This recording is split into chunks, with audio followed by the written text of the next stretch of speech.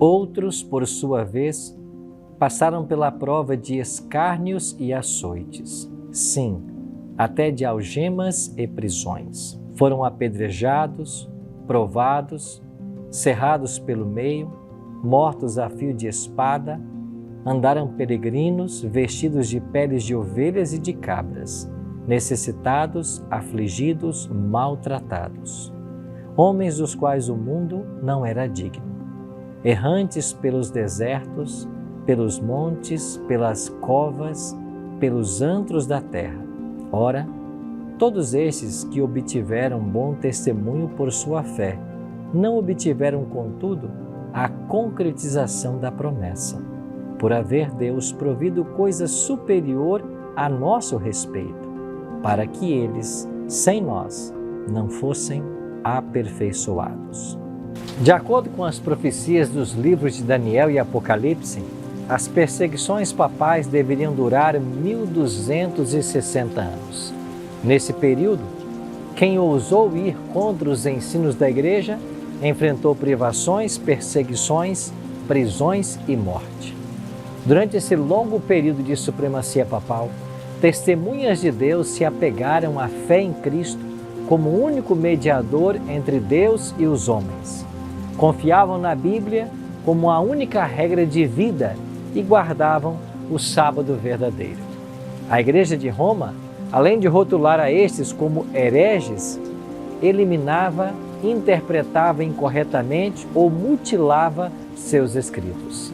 Ainda assim, eles permaneceram firmes. Hoje, vamos aprender mais sobre os valdenses.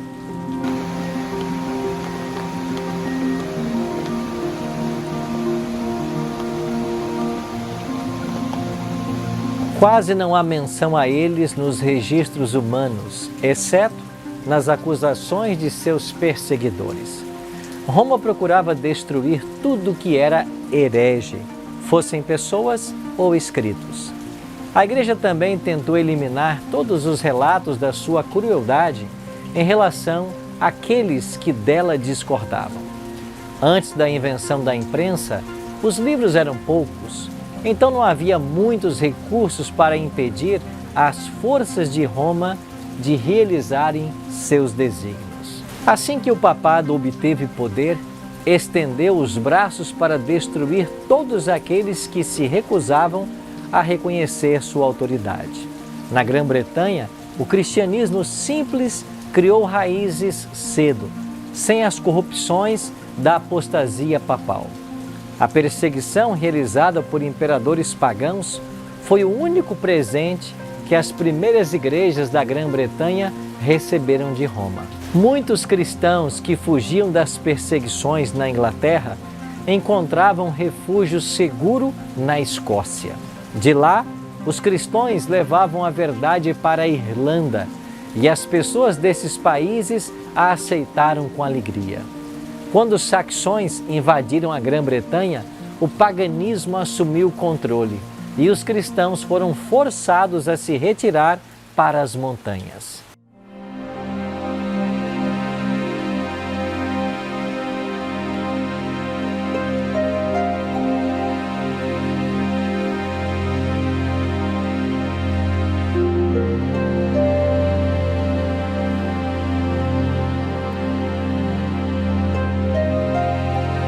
Na Escócia, um século depois, a luz brilhou até terras distantes. Da Irlanda veio Columba e seus colaboradores, que transformaram a solitária ilha de Iona no centro de sua obra missionária. E dentre esses evangelistas, havia um que guardava o sábado bíblico e apresentou essa verdade ao povo.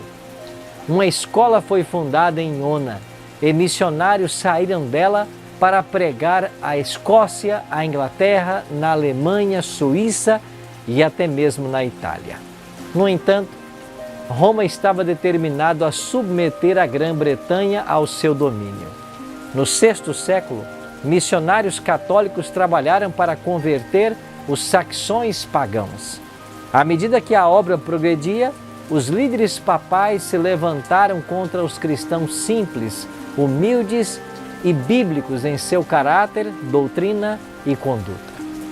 Os representantes de Roma exibiam a superstição, a pompa, a arrogância do sistema papal.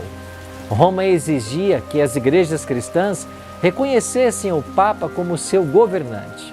Os bretões responderam que o Papa não tinha direito à supremacia dentro da igreja e que prestariam a ele apenas a submissão que é devida a todo seguidor de Cristo. Sabiam que não existia outro mestre além de Cristo. Então o verdadeiro espírito do papado se revelou. Se não aceitarem irmãos que lhe trazem paz, receberão inimigos que lhe trarão a guerra. Roma então lançou a mão da guerra, do engano, a essas testemunhas da fé bíblica, até que as igrejas da Grã-Bretanha foram destruídas ou forçadas a sujeitar-se ao Papa.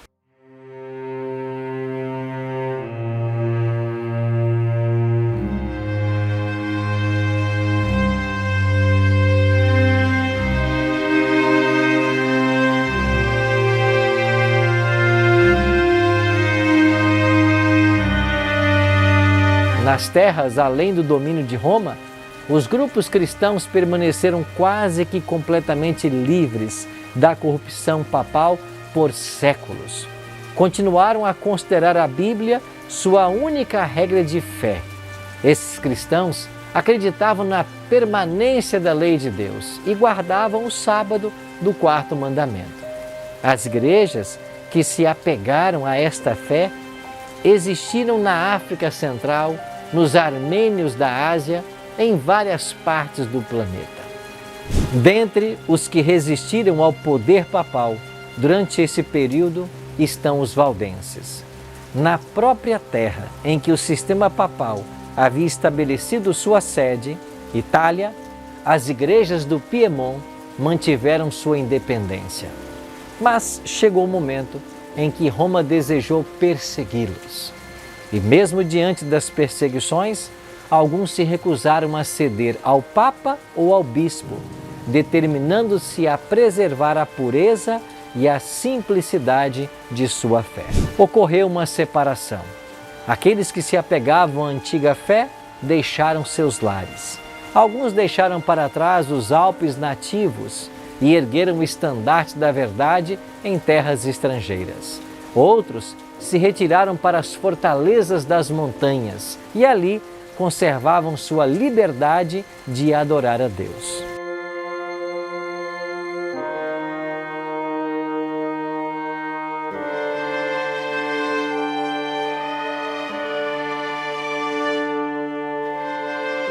Sua crença religiosa era baseada na palavra de Deus. Esses humildes camponeses, excluídos do mundo, não haviam encontrado a verdade sozinhos. Herdaram as crenças religiosas de seus antepassados. Exaltaram a fé da Igreja Apostólica. Eram os guardiões dos tesouros da verdade de que Deus um dia confiara a seu povo. Um dos principais motivos que levaram a Igreja verdadeira a se separar de Roma foi o ódio desta com relação ao sábado bíblico.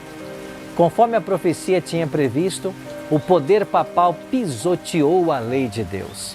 As igrejas, submissas ao papado, eram forçadas a honrar o domingo.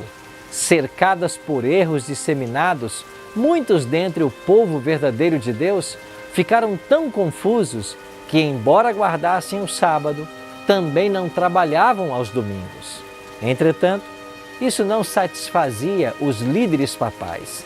Eles exigiam que o povo rejeitasse o sábado e denunciavam aqueles que ousavam honrá-lo. Séculos antes da Reforma, os valdenses tinham a Bíblia em sua língua materna. Isso os tornou alvo especial de perseguições. Declararam que Roma era Babilônia, a apóstata do Apocalipse, e arriscando a própria vida, permaneceram firmes, resistindo à corrupção da igreja dominante. Ao longo das eras da apostasia, houve valdenses que negaram a supremacia de Roma, rejeitaram a adoração às imagens por ser uma forma de idolatria e guardaram o verdadeiro sábado. Por trás das grandes paredes montanhosas, os valdenses encontraram um esconderijo. Esses fiéis exilados mostraram aos filhos as alturas que se erguiam acima deles. Em majestade falavam daquele cujas palavras permaneceram tão leais como as rochas eternas. Deus tinha colocado as montanhas seguramente em seu lugar. Nenhum braço além do divino seria capaz de movê-las. De igual maneira, Ele havia estabelecido sua lei. O poder humano seria incapaz de mudar um único mandamento da lei de Deus, assim como não poderia arrancar as montanhas e arremessá-las ao mar.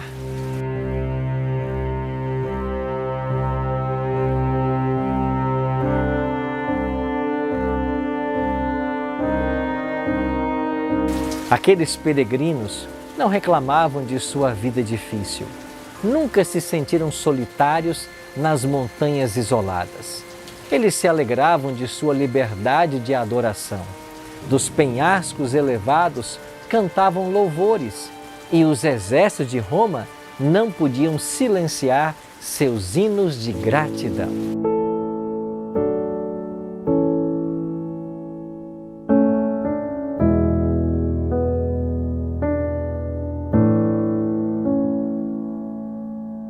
Os valdenses valorizavam os princípios da verdade mais que casas e terras, amigos, familiares e a própria vida. Ensinavam aos pequenos, desde a primeira infância, a considerar as Sagradas Escrituras as declarações da lei divina. Eram raros os exemplares da Bíblia, por isso dedicavam tempo para suas preciosas palavras. Muitos valdenses eram capazes de recitar boa parte do Antigo e do Novo Testamento. Eram instruídos desde a infância a suportar as dificuldades e a pensar e a agir por si sós. Aprendiam a ter responsabilidades, a vigiar suas palavras e a compreender a sabedoria do silêncio. Uma única palavra descuidada que caísse nos ouvidos de seus inimigos poderia colocar em perigo a vida de centenas de fiéis. Pois como lobos que espreitam a presa, os inimigos da verdade perseguiam aqueles que ousavam reivindicar liberdade de fé religiosa. Os valdenses trabalhavam com persistência para sua subsistência. Cada pedaço de terra cultivável nas montanhas era cuidadosamente aproveitado. Ensinavam os filhos a praticar a economia e a negação do eu. O trabalho era duro, mas saudável, do tipo que os seres humanos em seu estado decaído necessitam. Os jovens aprendiam que todas as suas capacidades pertenciam a Deus e deviam ser desenvolvidas para seu serviço. As igrejas dos valdenses se assemelhavam às do período apostólico. Rejeitando a supremacia dos papas e bispos, ensinavam que a Bíblia é a única autoridade infalível. Seus pastores, diferentemente dos padres autoritários de Roma, alimentavam o rebanho de Deus, conduzindo-os a verdes pastos e a fontes de água viva da palavra de Deus. As pessoas não se congregavam em igrejas magníficas ou grandes catedrais, mas nos vales alpinos ou, em tempos de perigo, em alguma fortaleza rochosa, a fim de ouvir as palavras da verdade proferida pelos servos de Cristo.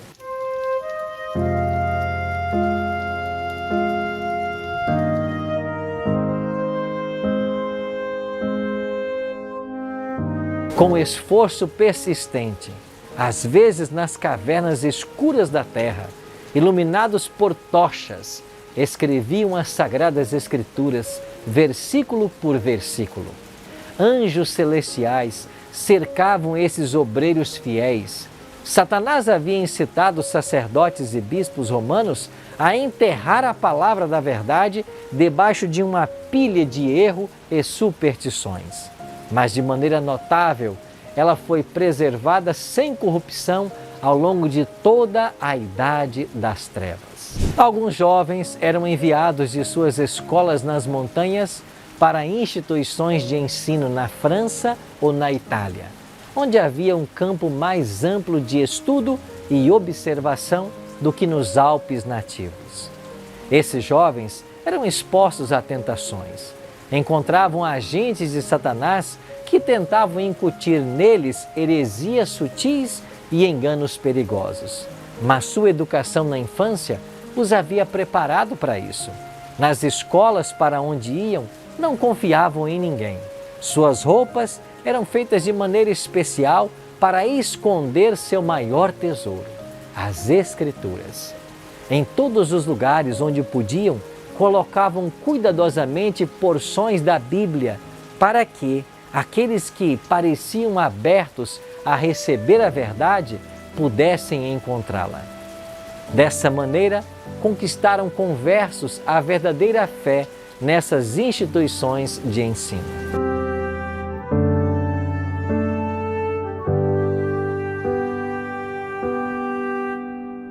Os ministros valdenses precisavam servir por 3 anos em algum campo missionário antes de assumir uma igreja na própria terra. Uma introdução apropriada à vida pastoral em tempos difíceis. Os jovens viam diante de si não as riquezas e glórias terrenas, mas trabalho duro, perigos e a possibilidade da morte de mártir. Os missionários saíam de 2 em 2, assim como Jesus havia orientado seus discípulos. Se revelassem sua missão, a derrota seria certa. Cada ministro tinha conhecimento de algum ofício ou profissão. Assim, os missionários realizavam sua obra sob o disfarce de um trabalho secular, em geral, como comerciantes ou vendedores. O mensageiro valdense da verdade seguia seu caminho. Em muitos casos, seus ouvintes não perguntavam de onde ele viera, nem para onde iria. Ficavam tão fascinados que nem tinham a ideia de questioná-lo. Então indagavam uns aos outros: seria ele um anjo do céu? Em muitos casos, o mensageiro da verdade conseguira chegar a outras terras, ou estava morrendo aos poucos em algum calabouço. Mas as palavras que tinham deixado continuavam a fazer a obra. Os líderes papais percebiam o perigo da obra desses humildes viajantes. Eles eram um constante testemunho da apostasia romana e, por isso, eram odiados e perseguidos. Sua recusa em abrir mão das Escrituras era uma ofensa que Roma não conseguia tolerar. Começaram então as mais terríveis cruzadas contra o povo de Deus em suas casas nas montanhas. Investigadores severos foram enviados no rastro deles e, vez após vez, as forças de Roma não apenas arruinavam as terras férteis dos perseguidos, mas também destruíram suas casas e capelas. Nenhuma acusação poderia ser feita contra o caráter moral desses foragidos. Sua maior ofensa era não adorar a Deus de acordo com a vontade do Papa. Como eram considerados culpados desse crime, cada insulto e tortura que os homens ou demônios eram capazes de inventar eram lançados sobre eles.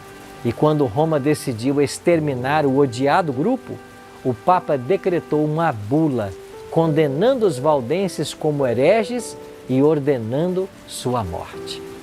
Esse edito convocava todos os membros da Igreja a se unir na cruzada contra os hereges. Como incentivo, dispensava todos aqueles que participassem da cruzada de qualquer juramento que houvessem feito.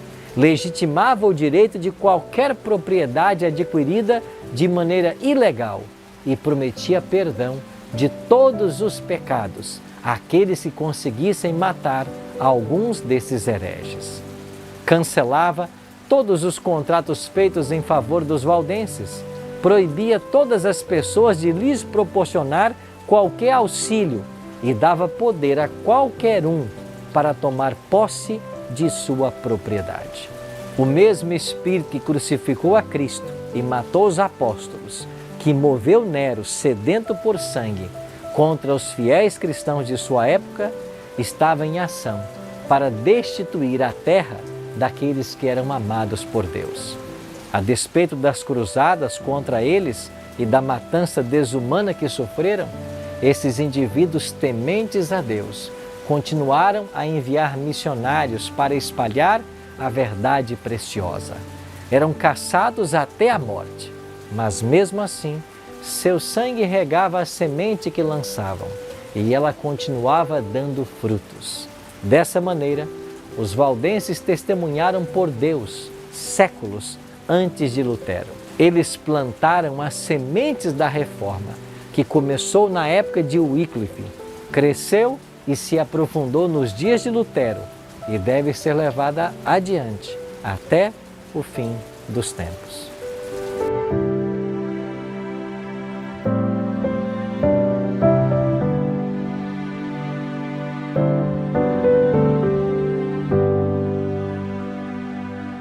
Diante das verdades da história desse povo simples e fiel a Deus, você já pensou em como está hoje a sua fidelidade?